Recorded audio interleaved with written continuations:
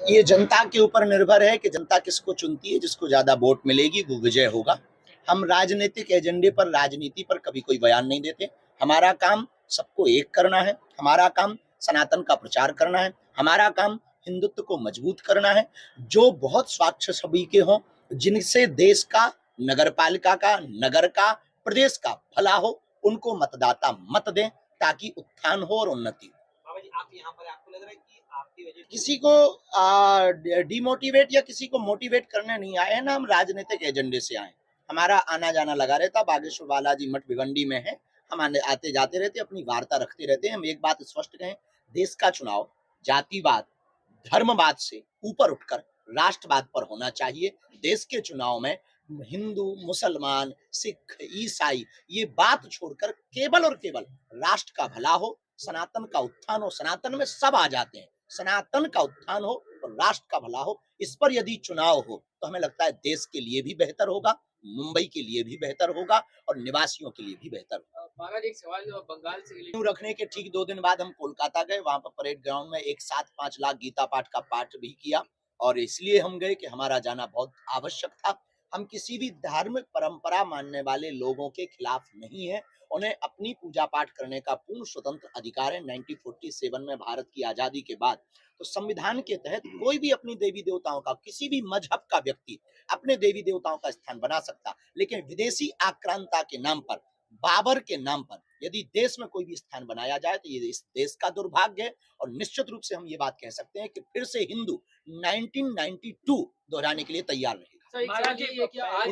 निश्चित रूप से विदेशी आक्रांताओं के नाम पर ये धार्मिक उन्माद फैलाने की तैयारी है। और हमें इस बात का दुर्भाग्य भी है कि राम मंदिर जब बना था तो बहुत लोगों ने कमेंट किया था कि वहां अस्पताल बनाया जाना चाहिए।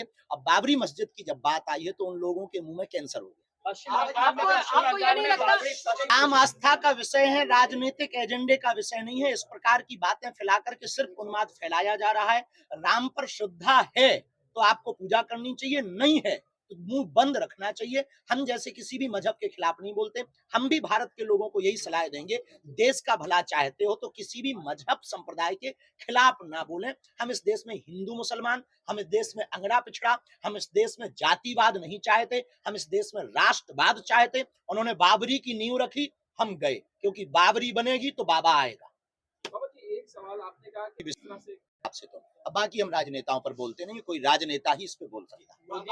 यात्रा देश की सनातन संस्कृति को एकजुट करने के लिए, देश की सनातनियों को एकजुट करने के लिए हमने 150 किलोमीटर की 3 राज्यों की पदयात्रा की, जो 7 नवंबर से 16 नवंबर तक थी।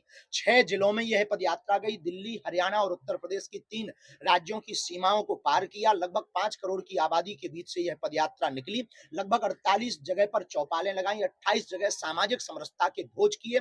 हमारा एकमात्र उद्देश्य है, जब तक हम जिएंगे हिंदू, हिंदुत्व और हिंदुस्तान के लिए जिएंगे। यही हमारा परिचय है, यही हमारा जीवन है। मेरा तन मन हिंदू, मेरा रंग रंग हिंदू, मेरा परिचय हिंदू, मेरा जीवन हिंदू। इसमें हिंदुत्व कहीं ना कहीं सनातनी संस्कृति को मानने वाले लोग सोए हैं। उनको बल तो मिलेगा, उनका डर तो कम होगा। अब फायदा मिलेगा नहीं मिलेगा ये नहीं हम कह सकते, पर कहीं ना कहीं आजादी के समय जैसे कारतूस, चर्बी वाले कारतूस एक कारण बने थे आजादी की मांग के लिए, कहीं ना कहीं ये पदयात्रा भी भविष्य में हिंदू राष्ट्र के लिए एक कारण बनेगी और भविष्य में भारत हिंदू राष्ट्र होगा। देखिए, हम नहीं कह सकते, ये उनका निजी विचार है। अपने अपने विचारधारा के अनुसार किसी भी लाइन पर जाना उनकी स्वतंत्रता है और हम राजनेताओं पर बयान देते नहीं है। हमारा अध्यात्म बहुत बड़ा है, हमें इस पर ही बोलने का सौभाग्य है। तो आप इस पर कोई भी बात बोलेंगे तो हम बेझिझक बोलेंगे और बेबाक बोलेंगे। क्या मुंबई और महाराष्ट्र में पदयात्रा करें? हमारे विचार में बहुत है कि हम बहुत ही जल्दी यहाँ पर पदयात्रा करें और खासकर महाराष्ट्र में तो बहुत जरूरत है कई जगहों पर पदयात्रा। इसका क्या कारण है? सिर्फ यही, धर्मांतरण, मतांतरण के हम बहुत खिलाफ हैं, लव जिहाद के हम बहुत खिलाफ हैं, लैंड जिहाद के हम बहुत खिलाफ हैं और ये गलत भी नहीं है, लीगल है और हमें लगता है कि इसके लिए प्रत्येक हिंदू को तैयार रहना चाहिए। यूक्रेन का बहुत युद्ध चल रहा है, वहां से भी प्रदूषण बहुत हो रहा है, उनमें दम हो तो वो बंद करवाएं। जानबूझ के आपको लग रहा है आस्था का बिल्कुल, ये उनकी सोची समझी साजिशें हैं देश में उन्माद फैलाने के लिए, उत्पाद फैलाने के लिए। कुछ लोग इस देश में ऐसे ही हैं जिनको ये कहीं ना कहीं ये पैरालाइसिस है। में कई जगहों पर धर्मांतरण देखने के बाद, जैसे जो बहुत बड़ी घटना पालघर वाली हुई थी, उस घटना के बाद ये देखा जा सकता है कि कहीं ना कहीं महाराष्ट्र में ये बहुत मतांतरण रूप से है और कहीं ना कहीं ये तो कई जगहों पर विवाद स्थितियां बनती हुई दिखाई पड़ती हैं। चाहे वो पालघर की घटना हो, चाहे वो नुक्कड़ घटनाएं हो, तो हिंदुत्व कहीं ना कहीं बहुत मुंबई शहर में तो नहीं पर महाराष्ट्र के कई गांव धर्मांतरण की चपेट में है। बाबा जी, उसके लिए हम हिंदुओं को पदयात्रा संगठित करें। होने की जरूरत है हिंदुओं को। यदि मौजूदा नहीं होंगे तो परिप्रेक्ष्य वो दिन दूर नहीं है जब भारत गजवाए हिंद होगा। हमारा विचार है, कुछ लोगों का इस देश में विचार है कि वो तिरंगा में चांद देखना चाहते हैं। हमारा विचार है हम चांद पे तिरंगा देखना चाहते हैं। बाबा महाराज, जी, एक सवाल हिंदुत्व आपसे का जो मसला आप उठाते हैं, हिंदुस्तान एक सेक्युलर लोग ही सेकुलर पर भरोसा करते हैं। बस आपके जैसे लोगों की बुद्धि ठीक करने के लिए ही हम पदयात्राएं करते हैं। हिंदू राष्ट्र सेकुलर राष्ट्र बना वो भारत सेकुलर राष्ट्र बनाया गया है, ना कि था। इसको बनाया गया है और जबरदस्ती थोपा गया है। हम किसी भी ये नहीं चाहते कि भारत हिंदू राष्ट्र होगा तो मुसलमान नहीं रहेंगे। भारत हिंदू राष्ट्र रहेगा होगा तो मुसलमान भी रहेंगे और ईसाई भी रहेंगे, बहुत स्वतंत्रता पूर्वक रहेंगे, इसी प्रेम पूर्वक रहेंगे। जैसे दुबई में 72 कंट्रियों के लोग रहते हैं, वैसे ही भारत हिंदू राष्ट्र होगा। ये लोग कहीं जाने वाले नहीं। हम सिर्फ एक सलाह देना चाहते हैं, हिंदू राष्ट्र से शिक्षा नीति बहुत परिवर्तित होगी, और शिक्षा नीति परिवर्तित होगी तो इस्लाम धर्म से उनके पढ़े लिखे लोग डॉक्टर, आतंकवादी नहीं अब्दुल कलाम बने। महाराज, एक सवाल जो आम पूछना आदमी चाहूंगा पार्टी आपसे के कि ये देंगे कि यदि आप अभी नहीं समझे तो वो दिन दूर नहीं है जब तुम्हें मुंह तोड़ जवाब दिया जाएगा। देश के प्रत्येक, ये केवल हमारी जिम्मेवारी नहीं है, केवल हमारी 100 करोड़ हिंदुओं की जिम्मेवारी है, जो सनातन हिंदुत्व और राष्ट्र के खिलाफ है। इस देश में रहने वाले प्रत्येक व्यक्ति को मुंह तोड़ जवाब देना चाहिए, वरना घर में घुसे रहना चाहिए। आम आदमी पार्टी के सांसद हैं संजय सिंह। ठीक है, वो अपनी अपनी दृष्टि है राम को देखने की, अच्छी बात। बाबा जी, एक सवाल बाबा जी, उनको राम एक दिखाई सवाल- दे, एक सवाल हमारे एक सवाल खिलाफ। से राम लला हम आएंगे, मंदिर भव्य बनाएंगे, ये सपना पूरा हो गया। अब तो दूसरा नारा चालू होगा, कृष्ण लला हम आएंगे, माखन मिश्री खाएंगे। और इसके लिए हम बहुत ही जल्दी श्री कृष्ण जन्मभूमि के पास हनुमान चालीसा का पाठ करने जाएंगे। बाबा जी, और ये पहली बार बोल रहे हैं, अब तक बताया नहीं पर अब बता देते हैं।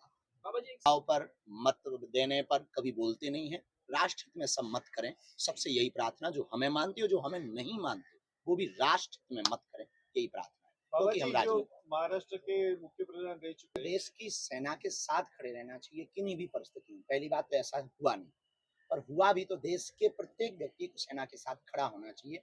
इस देश की यही सबसे बड़ी कमी है, इस देश में लोग सेना के साथ खड़े नहीं होते हैं। इस देश में सिर्फ अपने साथ खड़े होने के लिए सेना को खड़ा करते हैं। ये इस देश का दुर्भाग्य है। हमें लगता है सेना, सुरक्षा और राष्ट्र, तिरंगा, इनके साथ कोई समझौता नहीं करना चाहिए। ये बयान या मुद्दे का विषय नहीं है, ये साथ में खड़े होकर के शिद्दत का विषय।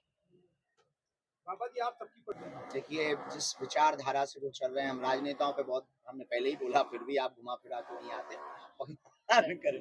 अच्छा हो, अच्छे हैं, हमारे लिए तो बहुत अच्छे हैं और बहुत अच्छे सरलता के साथ, सहजता के साथ होते हैं। निश्चित रूप से कोई बहुत विजनरी बुद्धि वाले लोग, प्रज्ञा मेधा से संपन्न व्यक्ति राष्ट्रप्रधान होंगे तो निश्चित रूप से देश का उत्थान। कृष्ण